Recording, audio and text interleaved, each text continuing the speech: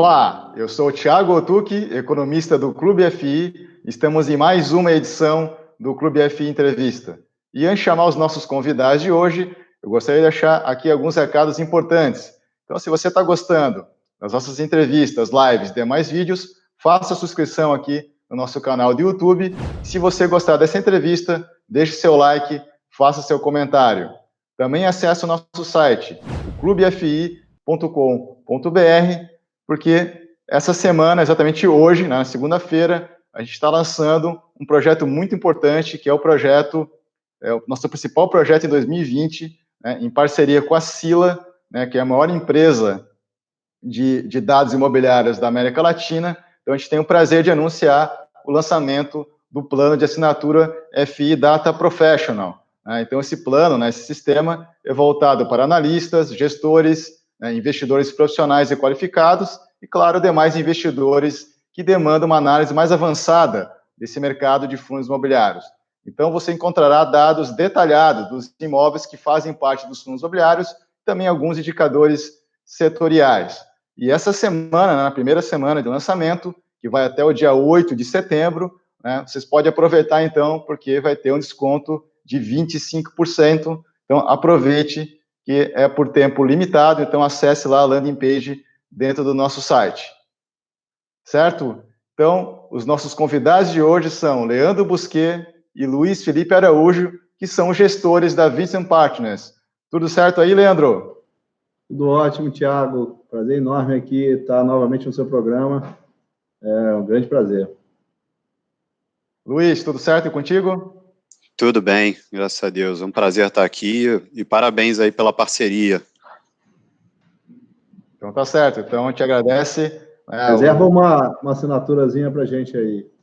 Com certeza, já temos nosso primeiro cliente aí, nosso primeiro assinante. Então o Leandro já... Né, então eu queria agradecer aqui acho que já é a segunda ou terceira participação do Leandro aqui no nosso programa, né, no Clube FI Entrevista. Né, toda a equipe da Vincent Partners, né, já participou, acho que está faltando só a Érica, né, para participar, mas já conversei várias vezes com o Rodrigo Coelho, né, com o Ila, né, do VILG 11, e então o foco de hoje vai ser o fundo novo, né, da Vinci, que é o VIF 11, né, que vai falar em detalhes desse fundo. Por isso, então, a presença aqui hoje, né, a primeira participação do Luiz Felipe Araújo. E, então, eu gostaria de começar, se vocês fizessem uma atualização, de repente o Leandro, né, poderia falar um pouco de como é que está as novidades, né, da área imobiliária aí da Vinci, enfim, os fundos novos, aumento de PL, enfim, equipe e assim por diante. Maravilha. Bom, hoje a gente está com 4 fundos listados, né, nos principais segmentos. O VISC em shopping, o VILG em logística, o VINO em escritórios e o VIF, que é o mais novo da família. Vai falar aqui um pouco mais de detalhe hoje. No total, a gente tem perto de 4 bilhões de reais aí sob gestão. E continuamos a crescer, né? Acabamos de fazer uma oferta no VILG, muito bem sucedida, captamos 420 milhões de reais. Estamos no meio de uma oferta no VINO, né? Nem podemos falar muito sobre o VINO justamente por conta disso, porque é um período de silêncio. E, assim, a nossa ideia é continuar crescendo os fundos que já existem e desenvolvendo novos produtos, né? Então, temos aí planos para lançar aí fundos em novos segmentos, temos planos para fazer também investimentos em desenvolvimento, né, em estratégias diferentes das estratégias normalmente que a gente faz em fundos listados, né, que é basicamente comprar ativos já maduros, já com fluxo de renda. Então, a gente está muito animado, acho que as perspectivas são muito favoráveis para o mercado imobiliário, especialmente para o mercado de fundos imobiliários, e a nossa ideia é continuar a crescer. Bom, legal, Leandro. E eu conversei, acho que com o Rodrigo Coelho, foi em março, já estávamos na pandemia, ainda não no Brasil, né? Estava ainda na China, e a gente está falando do mercado especificamente de shoppings, e, enfim, o Rodrigo já tinha feito na época um exercício, né? Enfim, hoje, passados aí 5 meses aí dessa pandemia. Qual que é a leitura de vocês aí somente do mercado imobiliário? De repente, o próprio Luiz também pode contribuir nessa pergunta aí. A gente, quando começou a crise, né, os primeiros impactos que os fundos imobiliários tiveram, né, e foi um impacto muito severo nas cotações, aí a gente fez um dever de casa de tentar projetar aí como é que se comportariam cada um dos segmentos, até para definir as nossas apostas, né? A gente até estava preparando o IPO do BIF, então era importante a gente ter esse mapeamento, né? Porque a gente ia ter recursos para alocar e onde que valia a pena alocar. E a nossa previsão, vamos dizer assim, tem se confirmado, né? O setor de logística, obviamente, foi o que foi menos impactado. Eu acho que, em alguns casos, até o resultado líquido é mais positivo do que negativo, né? Principalmente portfólios que estavam mais expostos a comércio eletrônico, que é um segmento que cresceu muito aí nessa crise. A gente enxergava no segmento de escritórios um momento desafiador pela própria crise econômica e também pela aceleração de algumas tendências que a gente já observava, né, na forma como as pessoas se relacionam com o espaço de escritório. E, sem dúvida, o mercado de shopping é o mercado que mais ia ser impactado, né? A gente ia ter, pela primeira vez na história do Brasil, 100% dos shoppings fechados por um período relativamente longo, né? E isso tem um impacto direto aí na receita dos lojistas e, consequentemente, nos aluguéis. Eu acho que, passados aí a fase mais aguda da crise, eu acho que boa parte dos portfólios de escritórios performaram bem, tiveram seus percalços de inadimplência, diferimentos, adiamentos, mas, na grande maioria, passaram relativamente bem. Os de logística ainda melhor. E o mercado de shoppings, acho que agora a gente vai começar a observar como é que vai ser essa recuperação, né? Desde o mês passado, a gente está com todos os shoppings 100% abertos, né? Demora para você ter um impacto no resultado dos fundos imobiliários, porque você sempre está cobrando sobre a competência do mês anterior, então você está olhando para o retrovisor. Mas o que é positivo, né? Eu acho que até comparando com o que viveu o mercado imobiliário na crise de 2014, 15, 16, a cada mês vai ser melhor do que o mês anterior. Então, para o lojista, para o empresário, para o locatário, muito, mesmo que a situação presente esteja ruim, né, pelo menos para aqueles que vão sobreviver, tem aqueles que não têm caixa, estão sufocados e que não tem jeito. Mas para os que vão sobreviver, a perspectiva é de melhora gradual a cada mês. Então, é muito melhor você trabalhar num cenário assim do que no cenário que a gente viu em 2014, onde o mês seguinte era pior do que o anterior e você não sabia até onde ia parar, qual era o fundo do poço, né? Então, mesmo para o setor de shopping, a gente acha que a gente vai ver uma melhoria gradual mês após mês. A gente já observa isso no próprio... na velocidade de retomada do fluxo de pessoas no shopping, semana após semana, aí, com um ritmo de crescimento grande, né? O Rodrigo até apresentou no nosso último webinar de resultados um gráfico que mostra isso, né? Como é que é o crescimento, que é quase de 35% semana a semana, desde que os shoppings reabriram, né? Começaram a retomar. Então, acho que uma coisa vai compensar um pouco a outra, mas vai ser um cenário difícil, vão ter renegociações, vai ter um pouco mais de inadimplência, vai ter um pouco mais de desconto e vai ter um pouco mais de vacância, sem dúvida. Desculpa, Luiz, quer contribuir também com essa pergunta? Eu acho que só um ponto importante aqui, né, complementando o que o Leandro disse, é que realmente a gente viu essa crise muito mais como um catalisador de tendências que já estavam ocorrendo no mercado do que uma grande ruptura, né, do que já vinha acontecendo. Então, a gente, em termos de fundamento, a gente continua bastante otimista, para todos os segmentos. Aqui é uma questão de onde estão as melhores oportunidades, né? Quando a gente vai fazer aqui um trabalho de gestão de uma carteira, esse momento que cada um dos segmentos passou durante esses últimos 5 meses, isso acaba se refletindo em termos de preço ou de rendimento que os fundos têm distribuído, e quando a gente vai pensar numa carteira, numa alocação, a gente tem que levar isso tudo em consideração, né? Então, acho que todo o processo que cada segmento passou, onde a gente está, a que preço e para onde a gente deve ir, né?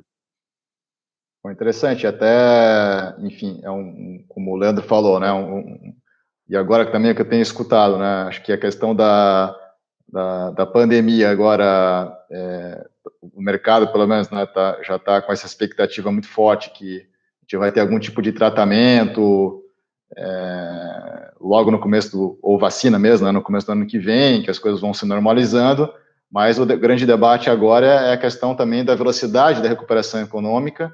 Isso tem um resultado importante, principalmente no mercado de shoppings, né? E também tem a questão agora do lado fiscal, né? Então, o pessoal já começou a estar preocupado olhando para esse lado fiscal, que pode ter impactos importantes aí na curva de juros. E eu vejo também que todo esse trabalho que os gestores já fizeram ao longo desses meses, né? Desse processo todo de negociação, diferimentos e tudo mais, mas tem um outro lado também que eu vejo que vocês comentassem, que a própria Vinci fez, né? Eu vi que o VISC 11 também já reduziu, né? A parte da taxa de gestão. Eu já estou vendo fundos também de CRIs já tirando taxa de performance, né? Que é aquela taxa acima do CDI que está extremamente baixo agora. Então, na visão de vocês, essa vai ser uma tendência de mercado por parte das gestoras? Eu acho que nos casos onde, de fato, o fundo estiver sofrendo, eu acho que faz sentido esse tipo de alinhamento de interesse, né? Eu acho que o gestor tem que sempre estar com essa cabeça, né, de buscar o maior alinhamento de interesse possível com os investidores. Acho que nenhuma relação onde uma parte está se dando bem, a outra não está se dando bem, ela é sustentável no longo prazo, né? Então, a gente sempre tem essa cabeça, e a gente fez esse movimento no caso do VISC, porque é o segmento que está sofrendo mais, e eu acho que a gente vai observar, e já está observando, movimentos semelhantes em outros fundos, né? Eu acho que se o CDI está muito baixo, não é mais um benchmark para performance, faz sentido rediscutir. Então, acho que esse tipo de movimento é saudável, e cada vez mais a gente está vendo gestores mais conscientes e mais alinhados com os investidores, o que é muito bom. Bom, então, agora vamos entrar especificamente, né, no 20 instrumentos financeiros, né, que opera sob o código VIFI11, né, o VIF11. Então, ele foi aberto ao público em fevereiro, né, de 2020. Então, gostaria que vocês passassem então, uma visão geral desse novo fundo aí da Vinci. Não, beleza. Deixa eu contar aqui um pouco do histórico desse fundo, que na verdade teve início em setembro do ano passado. Foi a primeira integralização de cotas no âmbito de uma oferta 476 que a gente fez, então uma oferta privada. Essa oferta ela ficou aberta até fevereiro desse ano. A gente encerrou, então, em fevereiro, com uma captação de quase 150 milhões de reais nessa 476. Logo depois o fundo já foi listado, só que ele ainda tinha esse perfil mais privado, público profissional, etc. E logo em seguida a gente começou o processo de IPO dele, né? A gente chama de IPO, mas a primeira oferta 400, aí sim voltado para o investidor geral. A gente acabou pegando esse momento de pandemia, mas no caso do fundo de fundos, né, que é o caso do VIF, acabou casando com um momento que a gente estava vendo muita oportunidade, né, interessante no mercado. A gente achou que, então, nesse momento, valia a pena a gente ainda ir atrás desse IPO, porque a gente achava que a tese era muito interessante para o investidor, tinha bastante oportunidade. A gente tomou essa decisão de dar esse tiro aqui para o IPO do fundo. A gente acabou tendo bastante sucesso. A gente, então, fez o primeiro roadshow de uma oferta 400 100% digital, junto da XP, que foi uma novidade.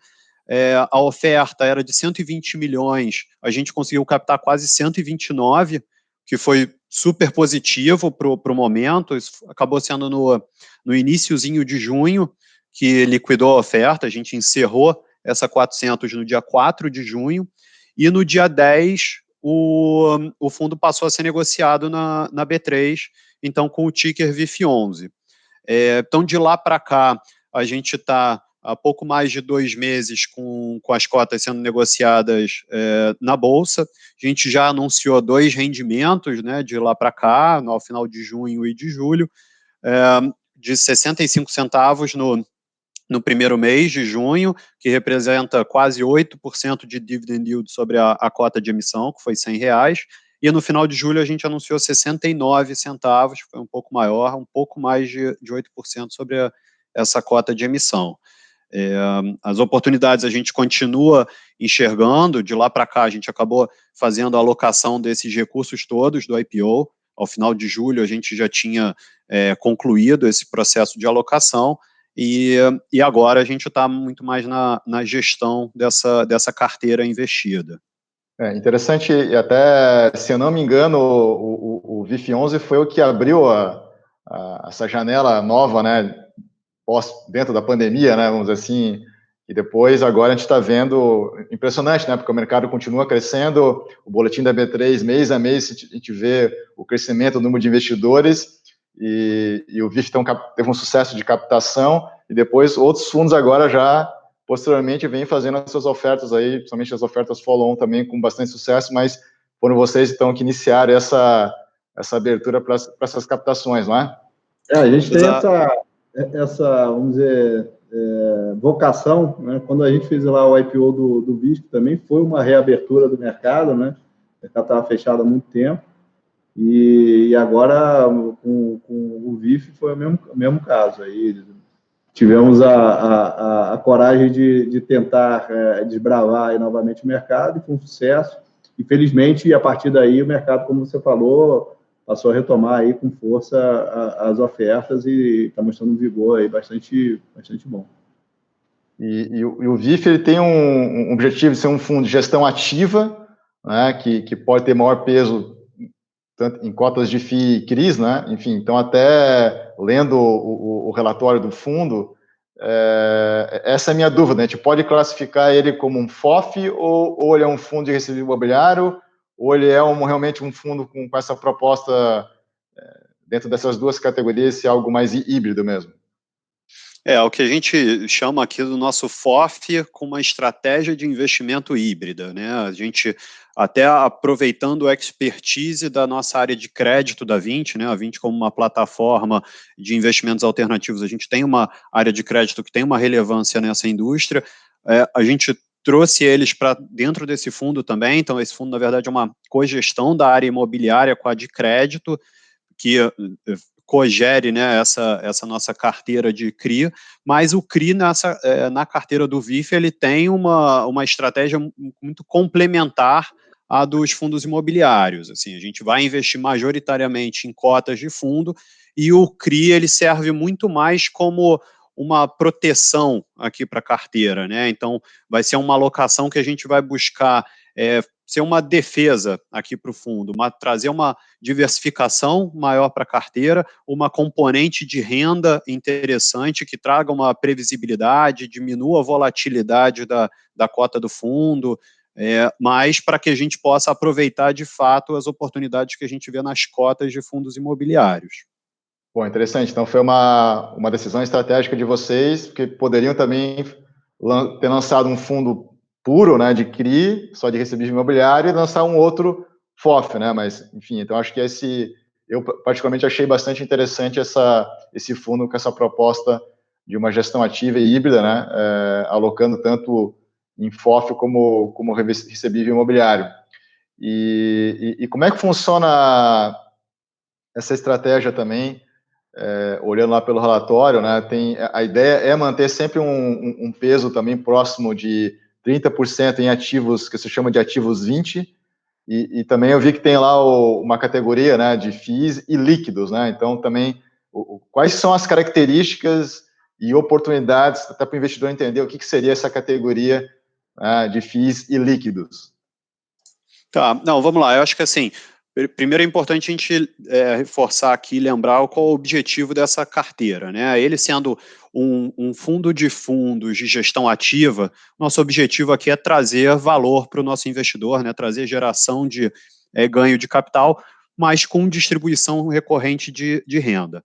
Essa estratégia de fazer um fundo híbrido que junta a cota de fundos imobiliários com CRI é o que nossa visão é a estratégia vencedora aqui para esse formato de fundo com esse objetivo. E quando a gente vai olhar para os ativos onde a gente vai investir, eu acho que tem 2 pontos importantes aqui para a gente avaliar. Um deles é uma combinação de ativos que contribuam mais para essa geração de valor para dentro do fundo, que é até o que a gente chama nos nossos relatórios de estratégia valor, né, para ganho de capital, com ativos que vão contribuir para uma componente de renda importante, que aí é uma renda estável, previsível, etc., que é o que a gente chama dessa estratégia de valor, né, e até onde os CRIs se encaixam muito bem, na nossa opinião. Aí, como a gente vai buscar essas oportunidades, vai depender do momento de mercado, né, e onde que elas estão situadas. Por exemplo, essa estratégia de ativos ilíquidos, ele se encaixa muito bem numa estratégia de ganho de capital. Então, se eu estiver buscando, vendo uma oportunidade que não me traga liquidez, eventualmente até não me traga rendimento, né? Por exemplo, como o Leandro tinha comentado mais no início, aqui, fundos de desenvolvimento, por exemplo, né? Que tem uma componente mais alta de geração de capital, né? Uma TIR mais alta implícita, mas eventualmente não tem uma liquidez. Esse vai ser um cara aqui que eu, de repente, investiria para trazer essa componente para o fundo.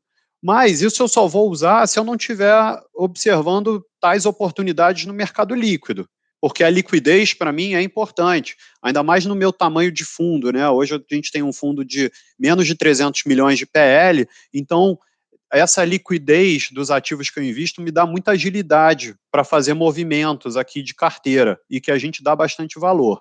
Então, essa estratégia ilíquida eu vou usar à medida que eu não estiver observando oportunidades tão boas no mercado líquido e melhores no ilíquido.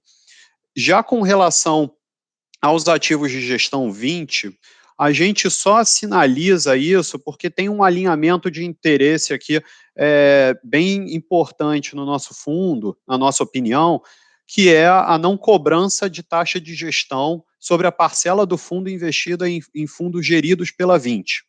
Tá?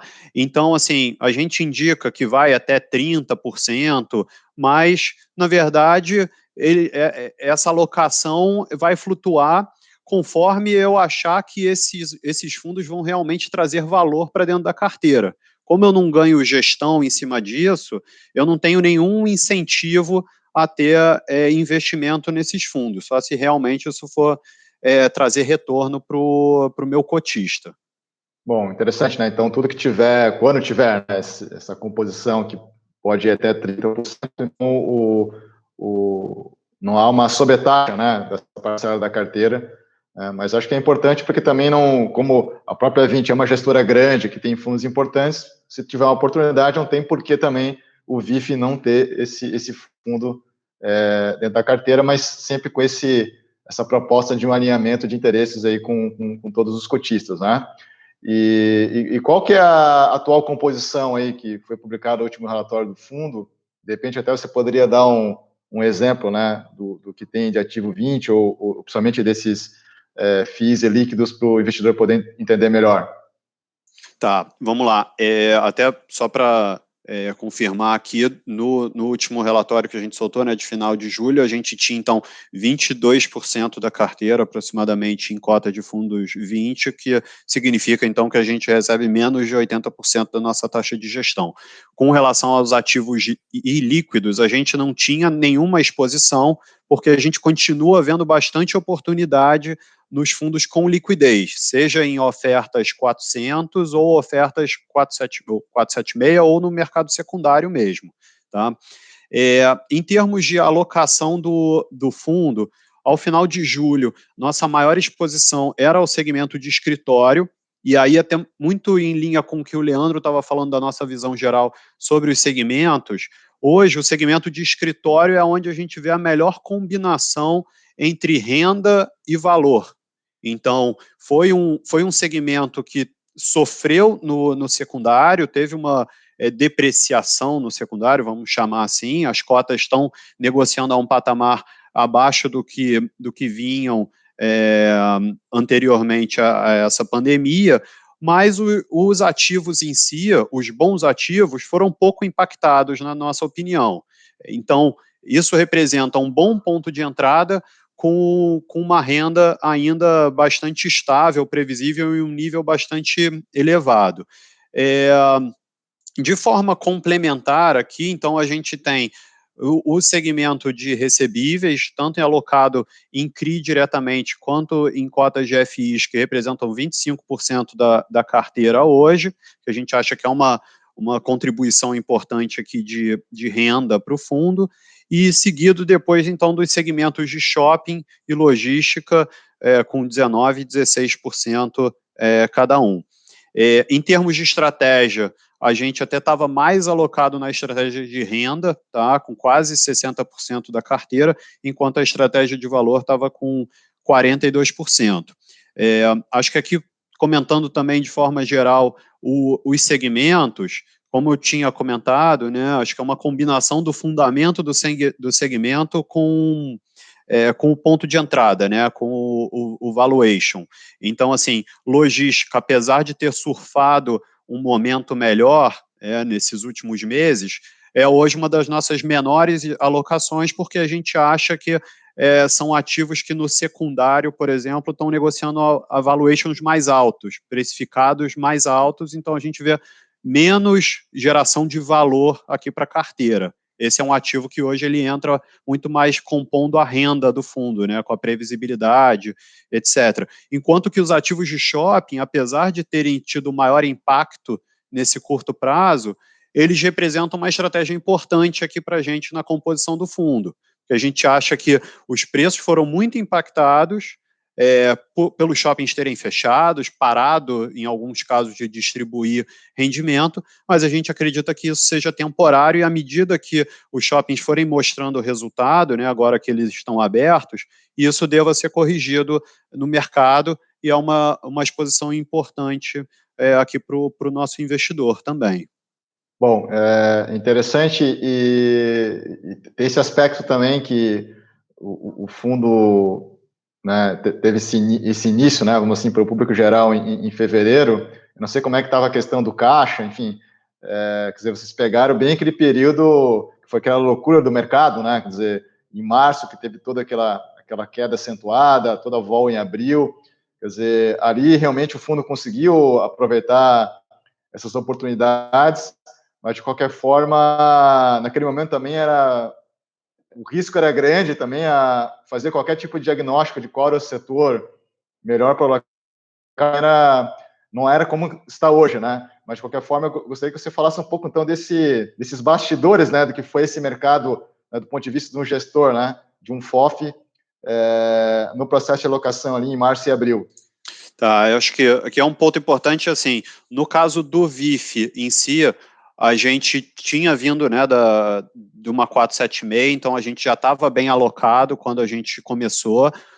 No final das contas, a gente acabou alocando pouco, assim, a gente não estava com tanto caixa, mas a gente conseguiu ainda alocar em algumas coisas, mas a gente, de certa forma, estava confortável com as posições que a gente tinha. A gente achava que a gente já estava nos melhores cavalos, vamos chamar assim, de cada segmento, então foi uma questão de readequar alocações entre segmentos, de repente diminuir a exposição a um ativo, aumentar outro que estava com uma oportunidade de entrada melhor, e a gente conseguiu aproveitar muito bem também, alocando caixa dos outros fundos de tijolo, que acho que é um ponto importante que a gente, por exemplo, o VISC, né, o de shopping, era um fundo que a gente estava com bastante caixa, a gente tinha concluído uma oferta recente, e foi um fundo, então, que a gente conseguiu alocar parte desse caixa de forma mais tática em algumas operações. Então, isso a gente conseguiu aproveitar, apesar de, como você comentou muito bem, era um momento que a gente ainda tinha que aguardar o que ia acontecer, né? Ainda tinha mais incerteza no ar. À medida que as coisas foram avançando, que essas incertezas foram ficando mais claras para a gente, né? O caminho que esses segmentos iam percorrer foram ficando mais claros, também foi interessante porque o IPO do nosso fundo foi andando.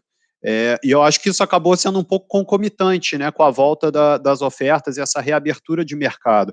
Então, você vê, nas últimas semanas de maio, início de junho, que foi quando a gente concluiu o IPO, reabrindo esse mercado, também foi quando o IFIX começou a andar de forma mais rápida, né? Teve uma apreciação mais interessante. Ainda assim, a gente conseguiu aproveitar muito bem no início de junho alocações e pegamos também um momento bom de ofertas primárias, que começaram a voltar e ofereceram também pontos de entrada muito bons, na nossa opinião. Bom, legal. E em relação daí especificamente à parcela de CRIs, né? Quer dizer, o que tem hoje na carteira, ou o que é a proposta do fundo, qual que é o perfil? É um perfil em termos de risco, né? Porque no mercado hoje a gente tem muitos fundos listados, né, de recebíveis imobiliários, né? E a gente percebe que tem fundos com estratégias muito específicas, com perfis de riscos diferentes. Então eu queria entender dessa parcela do VIF, né, que vai ser alocado em CRI, qual que seria essa estratégia? Quer dizer, um perfil mais high yield, mais high grade, e que tipo de segmento de alocação também? Tá, perfeito. Acho que, assim, como você bem colocou, né, tem esses dois perfis, assim, de fundo mais claros. A nossa estratégia aqui, dado que até o CRI vai ter um objetivo de compor a carteira, diminuir risco, diminuir volatilidade, a nossa ideia é uma construção de uma carteira muito mais high grade do que high yield. Não é aqui que a gente vai querer marcar gol, né, pelo fundo. Aqui, na verdade, a gente vai estar defendendo e aproveitando até o expertise da nossa área de crédito, que tem um histórico muito mais de operações high grade. Então, o que são essas operações, né?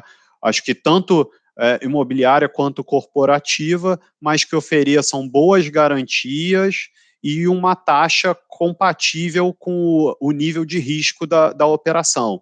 Também isso não quer dizer que eu só vou fazer operação com empresa AAA sem taxa nenhuma. Né? Não, aqui a ideia é que a gente construa um portfólio também diversificado de CRI, que ele, como um todo, tenha uma cara high grade que possa diminuir o risco da carteira como um todo.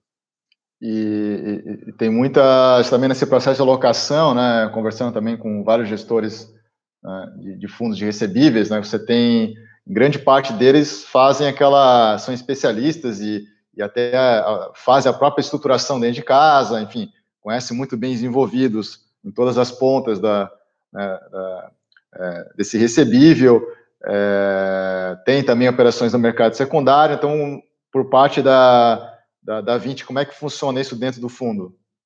Tá, a área de crédito da Vinci aqui, ela origina e estrutura operações próprias. Eles hoje têm um fundo que é bastante relevante, de 700 milhões de reais, para fazer esse tipo de operação de longo prazo. Não é um FI listado, acho que vai ter gente querendo saber, é um fundo fechado, mas assim, eles estão ativamente originando e estruturando operações, mas isso não quer dizer que a gente vai fazer todas as operações estruturadas internamente. Então, hoje, quando a gente olha a nossa carteira, a gente tem a operação que foi estruturada pelo time da Vinci, mas também temos operações que a gente entrou em 476, né, em ofertas privadas, com taxas que a gente acha bastante atrativas também. A gente também poderia olhar no secundário, mas a gente até acha que hoje as melhores oportunidades estão no mercado privado primário, né, que é onde a gente tem feito as nossas alocações.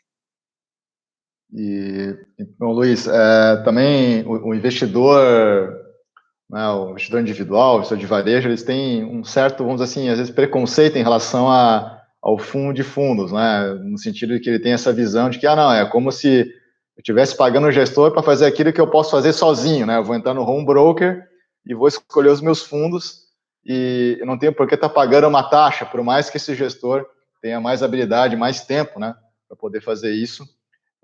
Então, tem uma característica muito importante, né, que é da Vinci, que é uma gestora grande. Então, você acha que esse também é um diferencial, no sentido assim, o VIF é um FOF, né, com uma estratégia híbrida, que de um lado vocês entendem muito bem de tijolo, né, tem toda uma área que pode te auxiliar nessa tomada de decisão, né, conhece muito bem o mercado imobiliário, e de outro lado também tem uma área de crédito, né, como você falou, quer dizer, a Vinci tem outros fundos, né, que não estão na área imobiliária, que estão na área de crédito, que também serve como um diferencial no auxílio na sua tomada de decisão. Então, você colocaria isso como um grande diferencial para o investidor entender que realmente o fundo pode gerar um bom retorno para ele no longo prazo? Sem dúvida. Eu acho que aqui ter a Vinci como gestora desse fundo é o maior diferencial aqui dele. No caso dos FIs, a nossa presença relevante, né, nos 3 principais segmentos, e é um time que já vem trabalhando junto desde 2013, 14, acho que faz toda a diferença. O nosso foco é no tijolo, esse é o nosso DNA, é onde a gente tem o maior diferencial, e trazer essa expertise da área de crédito acaba também sendo super importante aqui para a construção do fundo. Então, a gente monta essa estratégia que a gente acha que é a melhor, a gente junta 2 times de ponta para isso, e a gente acha que faz um produto ótimo. E aí, como consequência, é isso. Assim, quando a gente vai olhar, até na física mesmo, a maior parte do meu investimento em FI é através de um fundo da Vinci. Então, assim, acho que eu entendo quando o investidor fala, eu poderia fazer diretamente, mas é muito parecido com um fundo de equities, né? Um FIA, por exemplo. O investidor, ele pode também comprar ações na bolsa diretamente, mas você ter um gestor que vai estar respirando isso 24 horas por dia, 7 dias na semana, e que tem um conhecimento diferenciado para a construção de carteira, para antecipação de movimentos e defesa, né, do portfólio, mitigação de riscos, é super importante. Eu acho que tem, assim, só complementando aí, na hora de comparar um investidor individual fazer a carteira própria ou investir no fundo de fundos, né, tem alguns fatores que são, acho que, determinantes para justificar o fato de você ter um fundo de fundo, né? Alguns deles o Luiz já mencionou, né? Assim, mas principalmente o conhecimento, né, do time, dedicação. Uma coisa o investidor que tem sua atividade, tem o seu dia a dia, ele não está 100% do tempo ali focado em gerar valor e olhar para a oportunidade. Eu acho que acesso à informação, né, a gente tem um acesso à informação diferenciado, porque a gente conversa com todos os gestores, a gente é atendido pelos outros gestores. Se a gente tem uma dúvida sobre um portfólio, a gente consegue ter acesso à informação para que a gente possa tomar as nossas próprias decisões fundamentalistas.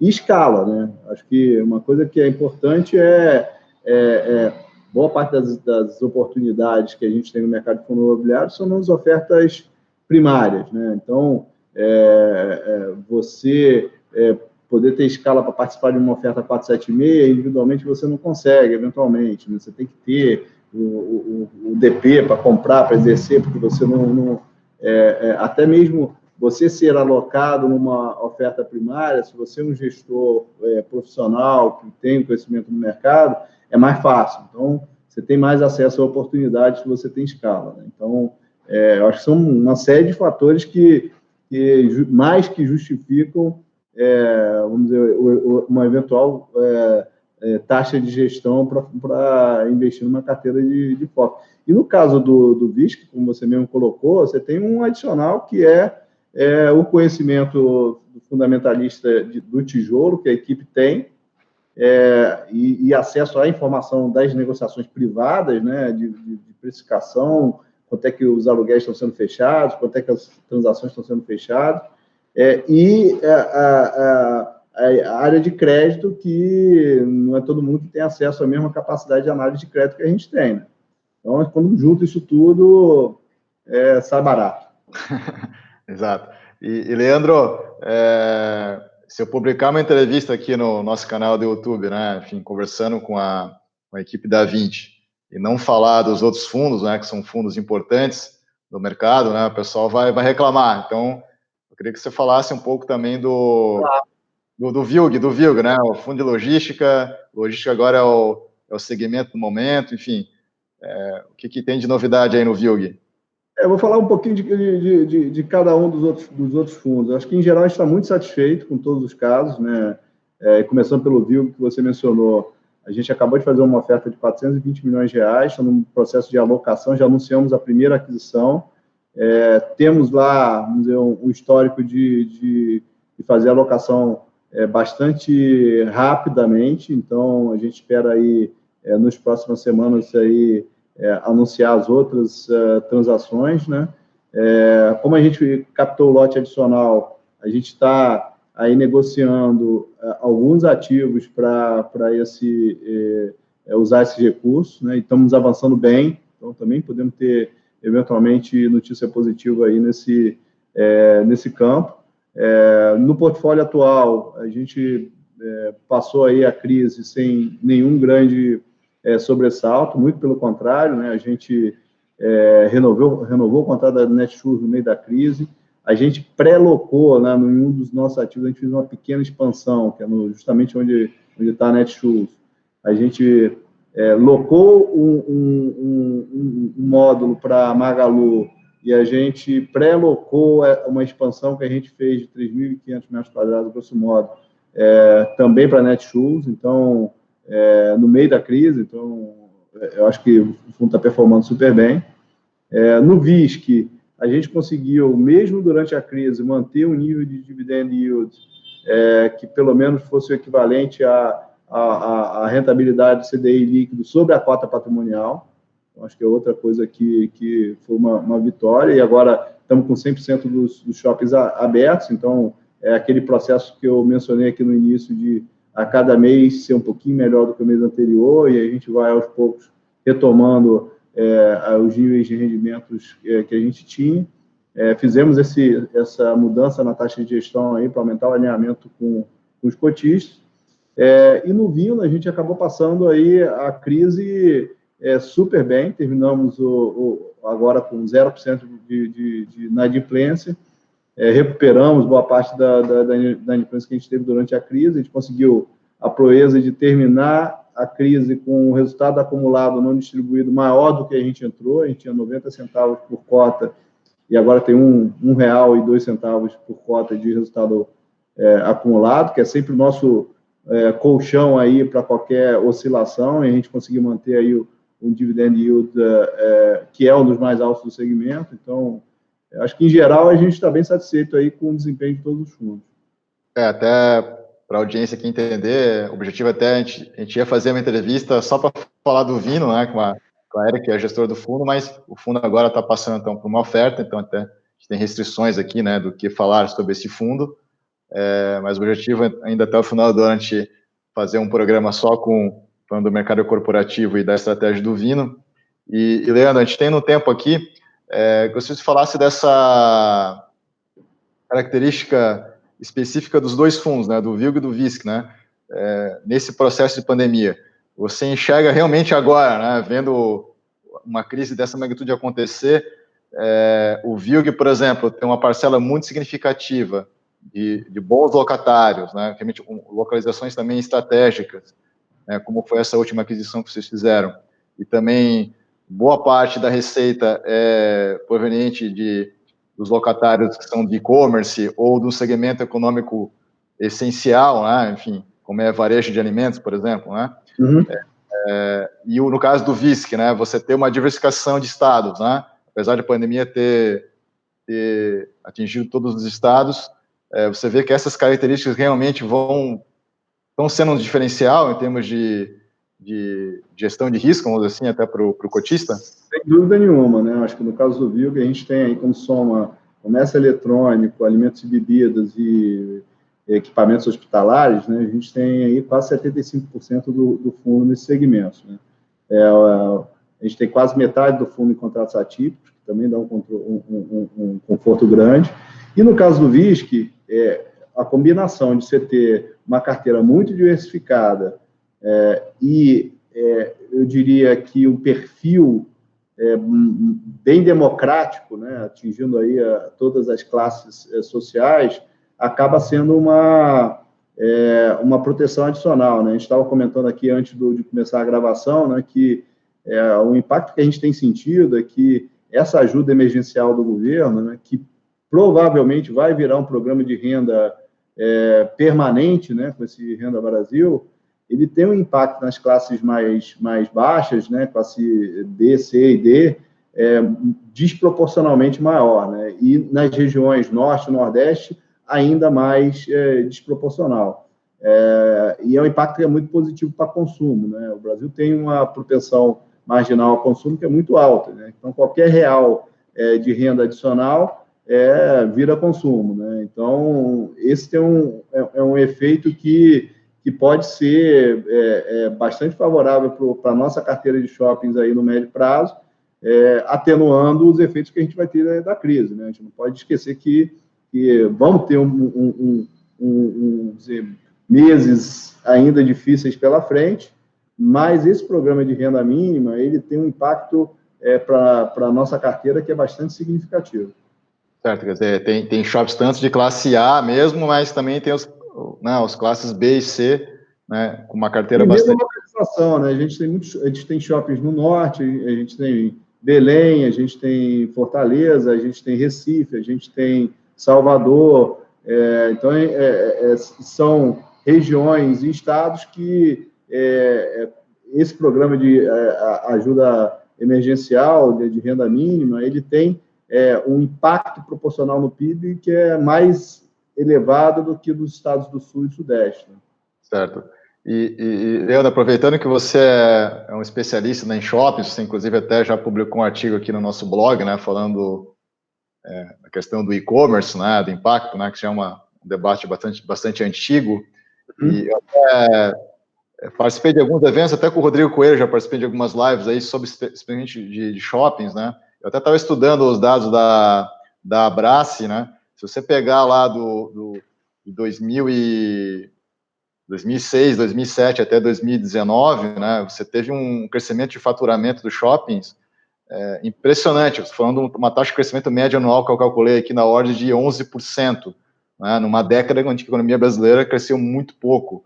Né, o shopping lá em 2006 você tinha 360 shoppings, agora é 577. Esse volume de tráfego de pessoas também, um crescimento impressionante, né, passou tipo de 200 para 500 milhões de visitas mês. Quer dizer, é realmente um setor que vinha performando muito bem. E qual a tua opinião agora, né? Já passaram também esses 5 meses de pandemia. A minha opinião é que a partir do momento que você volta a ter uma circulação de pessoas no shopping, porque você tem, por exemplo, uma vacina, eu acredito que isso, tudo bem, a economia pode demorar um tempo ainda para engatilhar, mas em algum momento isso vai voltar, né? Porque era uma tendência muito forte de crescimento, muito acima dos demais setores da economia. Ou você acha que essa pandemia não, ele vai trazer cicatrizes mais permanentes para o segmento de shoppings?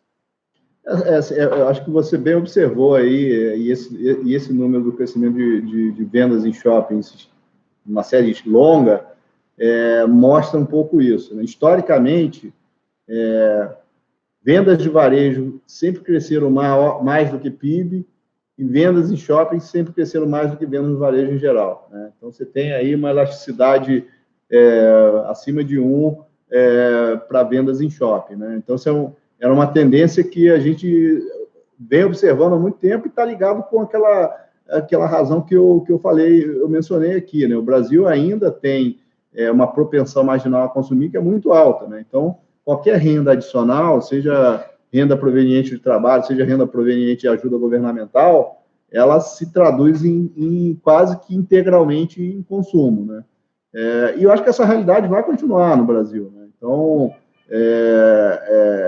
o que a gente vê de redução de fluxo de pessoas é temporário, e a gente já observa um crescimento semana após semana bastante alto, então vai demorar ainda alguns meses para a gente retomar o mesmo nível de pré-crise, mas depois a gente volta ao ritmo normal, né? Eu acho que e aí, obviamente, a gente vai o ritmo de crescimento futuro vai depender um pouco do ritmo de crescimento da economia brasileira como um todo, né? Então, como a gente já vinha vivendo, né? Então,